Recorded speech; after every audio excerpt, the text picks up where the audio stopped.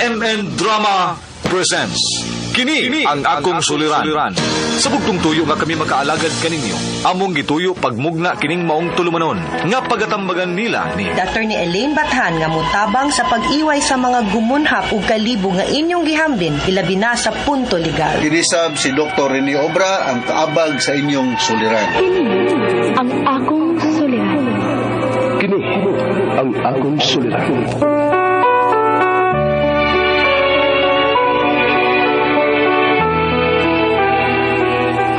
Sa atong pagkaymugso ng kalibutan, gikaluhaan at ang daan sa atong suliran.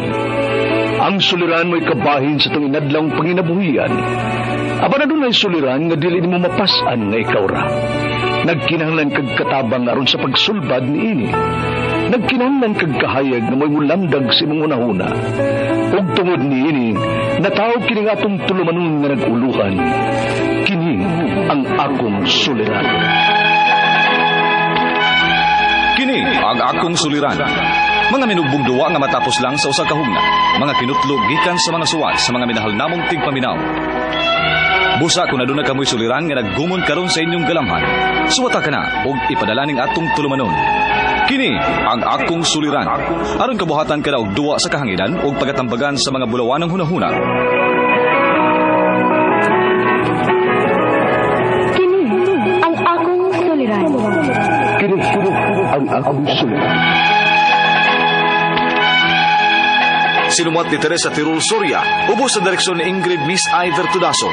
Dalit kaninyo sa RMN Drama.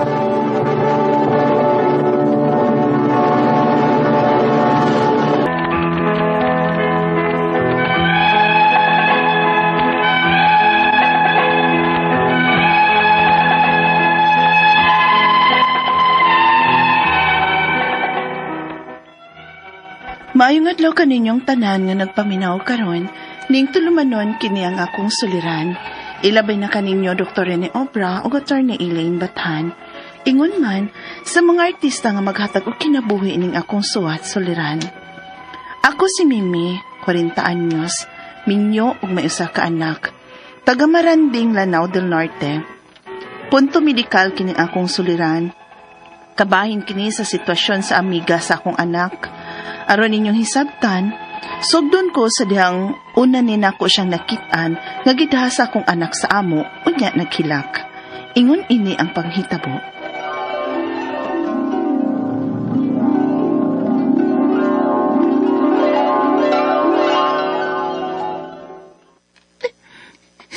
Salamat sa mata.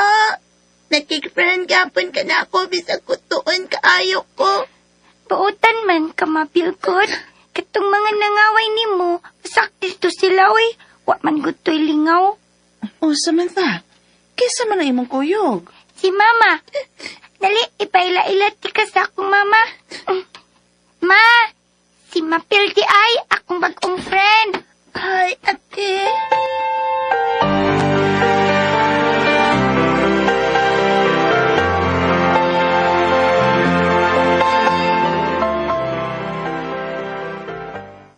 O, kaog maayo.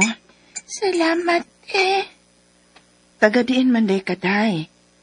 Naaraamo sa unahan, te. Uy, mao ba? Karon pa manggut ko makabantay nimo din, he. Okay, bak-ura man sang nadawat si mama nako din, te. Kay, katabang man siya na adias unahan, unya isukot naman ang tag-iya nga ipagamit na mo ang hawan sa gawa sa ila, maong ni anamitin hipuyo. Ah, mao ba? Hawan? Ote, ikot lang gud nga naami katulkan, wa man sad may mga gamit. Dili man bay ang naasa gawa sa bay sa amo ni mama, te. Hawan ra unya na ay atop maula. Iko nga dili mi mapasak mag-uwan man ganing. Uy, kaluoy ko tao ninyo. Naanat naman mi, te. Luoy kit bitaw sila mo. Ma, pwede ako palikoon si Mapil kini sa ato, ini ko man namukaon. Uy, nga kong dili. Kana pa, malimpyo mo.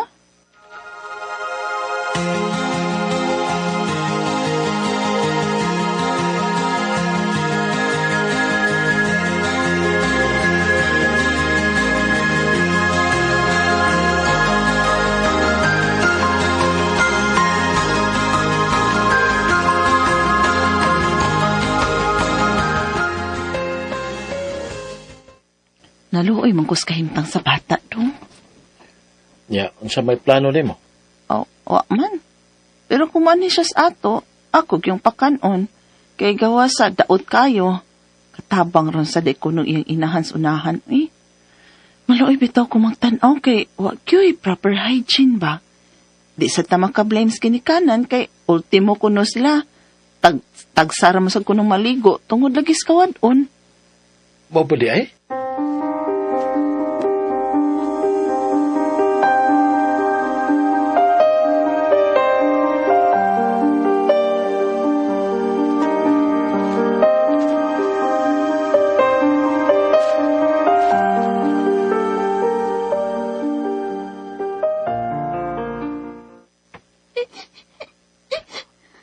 Uy, Mabel?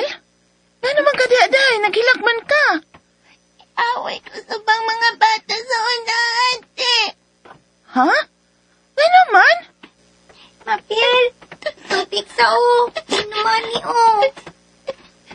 Luoy kais mapil ma. Kilapay og bato. Unsa?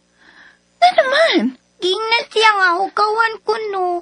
Unya luod ko no kay dagan ko no kayo kuto. Unsa?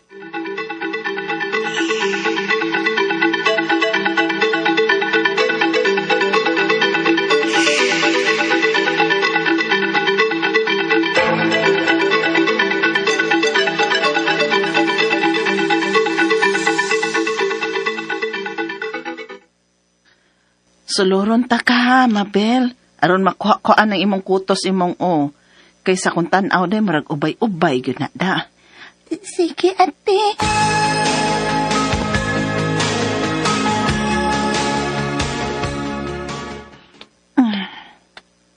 Ay, Ginoo ko. Unang sud pa lang gani na ko sa imong o. Napuno naman is kuto, Mabel. Katol bitaw kaayo akong ulot, eh. Maglisod ka ni kuptog ani kada gabi, eh. Di ko makatog kung di ko mamugong kay mga tagak man sa kong sininawag sa akong liog. Unsa?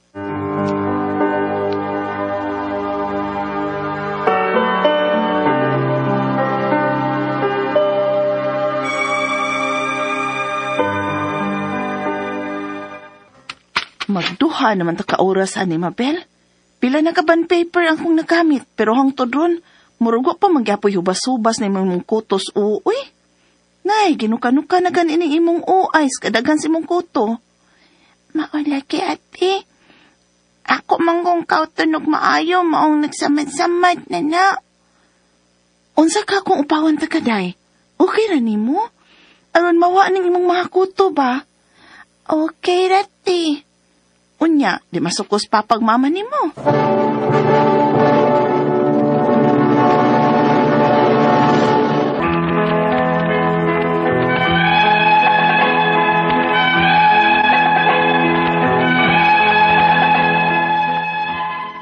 Sa tinuod lang, imbis ludon ko sa kadaghan sa kuto sa bata, kaluoy man hinon ang akong gibati ngadto niya.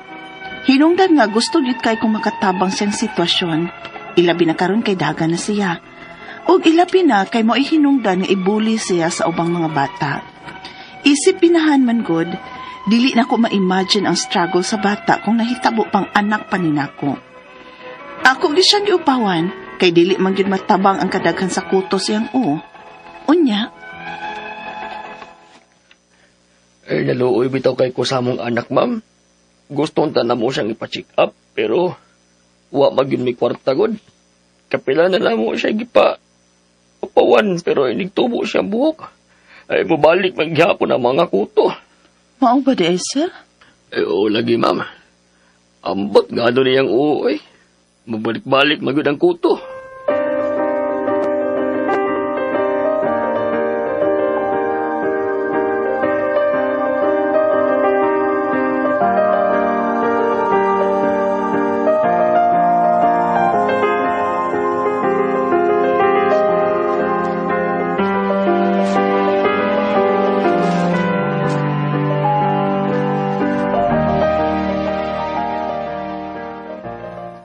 Mabel, day, dali. Gipalitan ta ka og purong, day. Aron dili ka mauwaw nga upaw ka. Mientras tanto nga nagpatubo ka sa imong buhok, pagpuro lang una, aron dili ka sungugon. Salamat ti Mimi ha. Puutan jud kay ka. Kamong duha si Samantha. Tungod kay buutan masab ka. Pwede man kang muanhis amo ba kung wa kay kaon o kung ganahan kang maliko. Anhi lang din Tinuod ka ti. O lagi. Salamat jud kay ninyo ti ha. Ug ni Samantha. Buutan jud kaayo mong duha.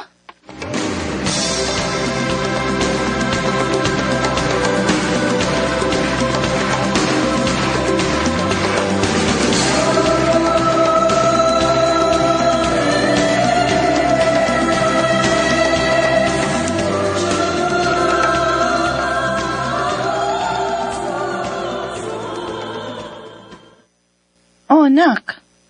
Unsa man ang mga sinina nga imong gipanglain? Unsaon man na nimo ha? Ngano man na? Dili naman ni na ko magamit, ma.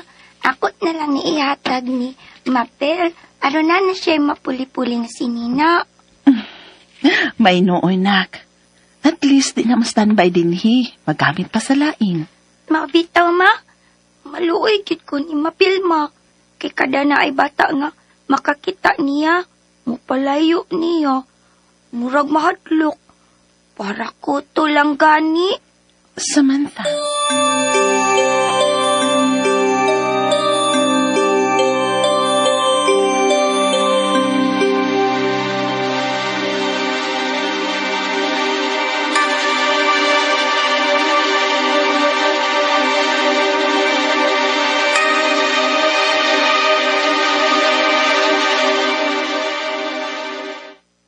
Ikaw mo pa-check up sa bata? Unta dong. Kano sa man mo ipa-check up? O asa man?